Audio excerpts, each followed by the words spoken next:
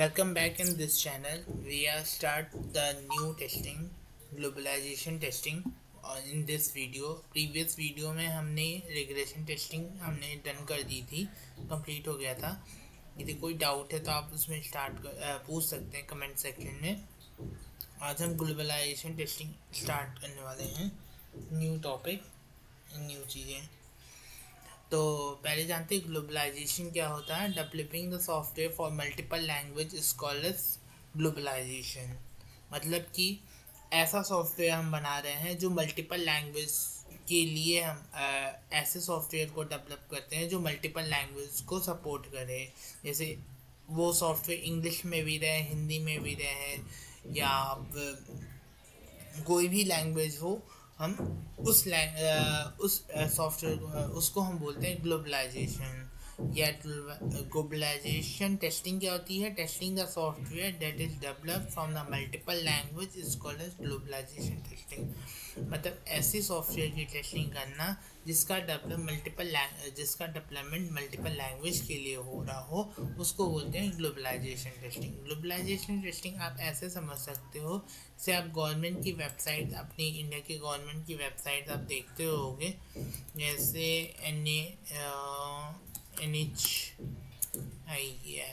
Application है ये, ठीक. तो आप इसको जब ओपन करते हो यहाँ पर, तो ये अभी हिंदी में है. अब यहाँ पर आप क्लिक करोगे तो ये इंग्लिश में कन्वर्ट होगा. तो ये ऐसी वेबसाइट या ऐसे सॉफ्टवेयर्स जो मल्टीपल लैंग्वेज के लिए डेवलप किए जाते हैं, उसको बोलते हैं ग्लोबलाइजेशन टेस्टिंग. आप ऐसे कोई भी गवर्नमेंट वेबसाइट देख सकते हो इंडिया में, जो भी बनती हैं वो इंग्लिश, हिंदी, तेलुगु, गुजराती या सारी भाषाओं के लिए होती हैं कि हमारे इंडिया में मल्टीपल लैंग्वेज है तो मल्टीपल लोग यूज़ कर सकें अपनी लैंग्वेज में. टाइप ऑफ ग्लोबलाइजेशन टेस्टिंग क्या होती है. पहला होता है I18N, जिसको हम इंटरनेशनलाइजेशन टेस्टिंग बोला जाता है. एक है L10N, लोकलाइजेशन टेस्टिंग. ये दो टाइप के होते हैं ग्लोबलाइजेशन टेस्टिंग, ठीक. अब हम पढ़ेंगे, एक क्वेश्चन आया है इसमें कि how do I do I18 testing. जैसे हम I18 टेस्टिंग करेंगे कैसे. जैसे सपोज करते हैं कि हमें एक सॉफ्टवेयर मिला है जो चाइनीज़ लैंग्वेज में लिखा हुआ है. तो हम क्या करेंगे, I will go through the Chinese property file eight prefix and suffix. हम चाइनीज़ प्रॉपर्टी जो चाइनीज़ लैंग्वेज जो रहेगा उसके आगे और पीछे प्रीफिक्स और सफिक्स लगा देंगे. उस फाइल को हम सेव कर देंगे. फिर हम ये देखेंगे सॉफ्टवेयर में जाके कि हमने जो सफिक्स और प्रीफिक्स लगाया है जिस लैंग्वेज के, वो सही कंटेंट और सही प्लेस पर डिस्प्ले हो रहा है. तब हम ये मानेंगे कि हमारा जो सफिक्स और प्रीफिक्स है वो चीज़ सही चल रही है. जैसे हमने यहाँ लिखा, if the right content display Chinese language, it means right language display. The right content, हमारा जो हमने सफिक्स प्रीफिक्स लगाया वो डिस्प्ले हो रहा है सही जगह पर, तब हमारा लैंग्वेज बहुत सही है. और इससे हमें ये वेरीफाई होता है हमारा सफिक्स प्रीफिक्स सही तरीके से चल रहा है. इसमें आता है दूसरा question, what kind of defect can be expect in I18 testing. I18 testing में किस टाइप का हम डिफेक्ट एक्सपेक्ट करते हैं. पहला, the right content can not display. मतलब जो हमारा लैंग्वेज है, मान लीजिए इंग्लिश में होम लिखा है और हमने जब उसको हिंदी में किया होम, तो वो लेटर्स चेंज हो गया, कंटेंट चेंज हो गया, होम की जगह कुछ और, हिंदी में कहीं कुछ और ही लिखा गया, तो गलत कंटेंट हो गया. किस टाइप का हमें डिफेक्ट मिलेगा. The right content may not display in the right place. मतलब सही कंटेंट सही जगह पर नहीं रहेगा. लैंग्वेज जैसे आप चेंज करोगे, जैसे आप मान लो आपने यहाँ पर NHI डाला, आपने NHI के ऑफिशियल वेबसाइट को ओपन किया. अभी ये चीज़ हिंदी में है, आपने जब इसको इंग्लिश में कन्वर्ट किया तो हो सकता है कि आप ये जो होम पेज देख रहे हो आपने फिर हिंदी में किया, ठीक. तो ये होम पेज शायद इसका जो कंटेंट है वो आपका गलत हो सकता है, कि जैसे म है तो म ना रहे, कुछ और हो जाए, या राइट ये होम पेज यहाँ पर ना हो के यहाँ पर कहीं हो जाए, या कहीं और कहीं दूसरी जगह पर हो जाए। तो ये इस टाइप का हमें डिफेक्ट मिलता है। The feature might be broken, the language change, feature change भी हो सकता है। टूल टिप डिफेक्ट मतलब हमें टूल टिप मतलब होता है कि ये जो हमारे ऐसे आइकन्स आते हैं ना, ये होते हैं टूल टिप डिफेक्ट।